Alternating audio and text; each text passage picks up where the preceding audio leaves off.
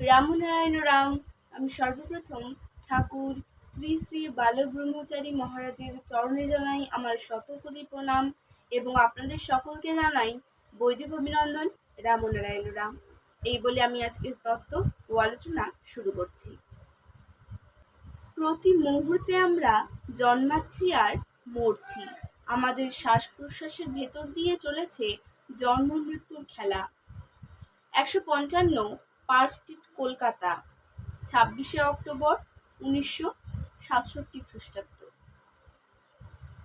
তত্ত্ব সহজ করে বলতে গেলে বেঁধে যায়। আত্মা সম্বন্ধে অনেকের ধারণা মৃত্যুর পর কি হয়।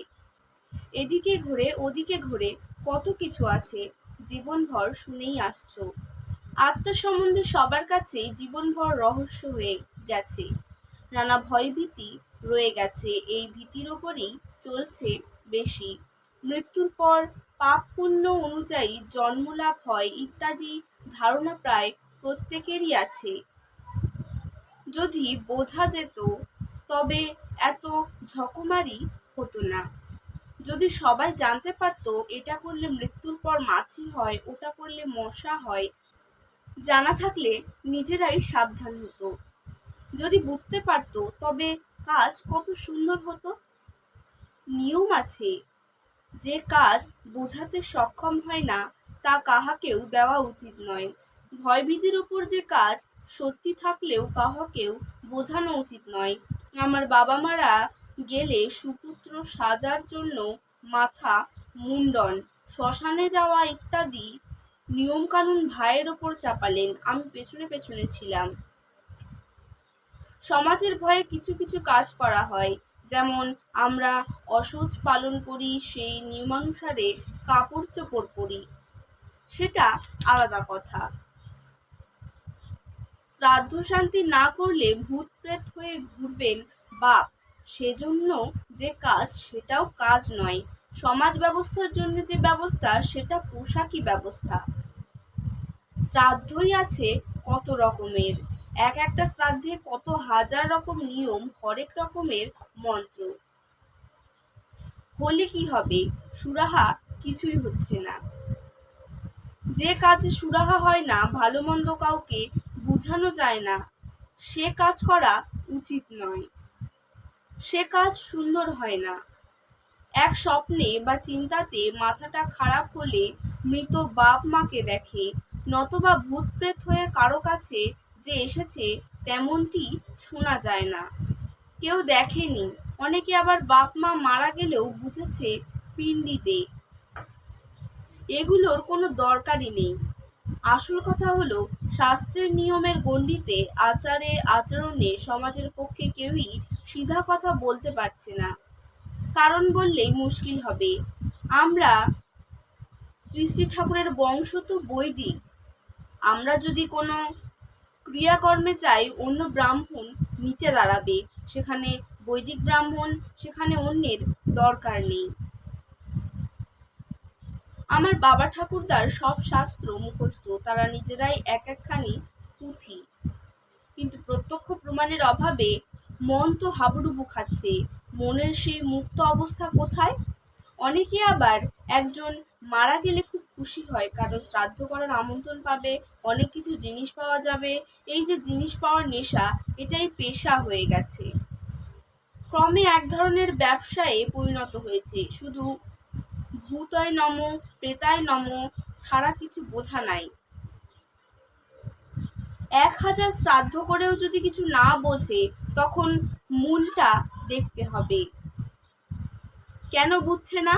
তবে এর প্রয়োজনটা কি? আত্মা কি ঠিক বের হয় না রয়ে যায়, তাও তো জানে না। ১০ থেকে ১২ বছর আগে বাবা বলেছিলেন, আমার মৃত্যুর সময় কাছে থেকো। কাছেই আমার কাশ্মীর যাওয়া হলো না। কাশ্মীরে যারা যাওয়ার চলে গেল। তখন ছিলাম বসন্তরায় রোডে।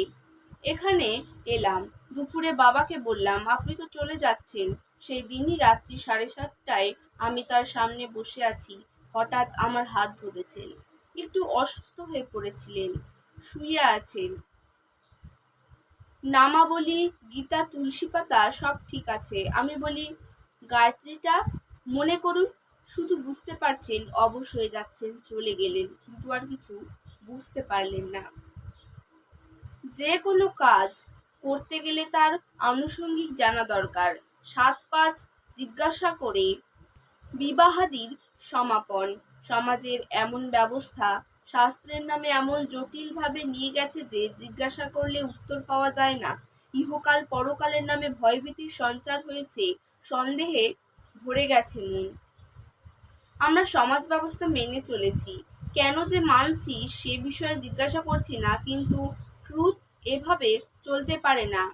যে মানে আর যে মানে না একই অবস্থা দেখতে পাচ্ছি। এই দেহের ভেতর যে বস্তু আছে, যে সত্তা আছে, তাহাই চৈতন্য, তাহাই আত্মা। আত্মা কখনোই হঠাৎ করে চলে যায় না। ঘুমিয়ে যে থাকে তাহার দেহের অনুভূতি থাকে, চৈতন্য থাকে। যে চলে যাচ্ছে সে যায় না কোথাও। সত্তাটা এমন জিনিস যে ঘুমিয়ে থাকার যে অবস্থা সেই অবস্থায় থাকে। ঘুমকে কি মরে যাওয়া বলে? ঘুমের ভেতরে নাক ডাকছে, শুনতে পাচ্ছে না, অনেকে তাকিয়েও ঘুমিয়ে থাকে। সেই অবস্থায় সে কি দেখে? দেখে না। দেখো, ঘুমন্ত অবস্থায় তাকিয়ে থাকার ভেতরেও সমস্ত ইন্দ্রিয় থাকা সত্ত্বেও জাগ্রত অবস্থা নেই। তবে কি আত্মা চলে গেছে? মৃত্যু কি? দেহটা পড়ে রয়েছে নিথর, নিস্পন্দ। চৈতন্য চলে গেছে। চলে যে গেছে, কোথায় গেছে? মাত্রা মতন স্তরে স্তরে চলে যায়। কোন মাত্রা? এদিকে ধরো 110 ডিগ্রি, নিচের দিকে 0 ডিগ্রি। শক্তির ব্যয় ঠিকই হয়ে যাচ্ছে, এদিকে নামলে ঠান্ডা, ওদিকে গরম। মনে হয় আত্মা চলে গেছে, কারণ চোখে দেখছে না, কানে শুনছে না, কোনো ইন্দ্রিয়ই কার্য করছে না। কিন্তু সত্তাটা সবসময় থাকে। সমুদ্রে এক প্রকার জন্তু আছে, তাকে শতেক টুকরো করো, প্রত্যেকটার ভেতর নাক, মুখ, চক্ষু ইত্যাদি সব যে যার সত্তা নিয়ে বসে আছে। আমাদের হচ্ছে কি, অবস্থার পরিবর্তন হয়। ওই যে রূপটা ছিল সেটাই আর একটা রূপ নিয়ে বেরিয়ে যাচ্ছে। জল যখন বরফ হয় আর একটা আকার নিয়ে নেয়, জল যখন বাষ্প হয়ে উড়ে যায় আর একটা আকার নিয়ে যায়। আজকের তত্ত্ব ও আলোচনা আমি এখানে শেষ করছি। দেখা হচ্ছে পরের ভিডিওতে। ভালো থাকবেন, সুস্থ থাকবেন। রাম নারায়ণ রাম। প্রতিদিন এরকম নতুন নতুন ভিডিওর আপডেট পেতে আমার চ্যানেলটিকে সাবস্ক্রাইব করবেন এবং পাশে থাকা বেল আইকনটি প্রেস করবেন। ভালো লাগলে অবশ্যই লাইক, কমেন্ট, শেয়ার করবেন। ধন্যবাদ।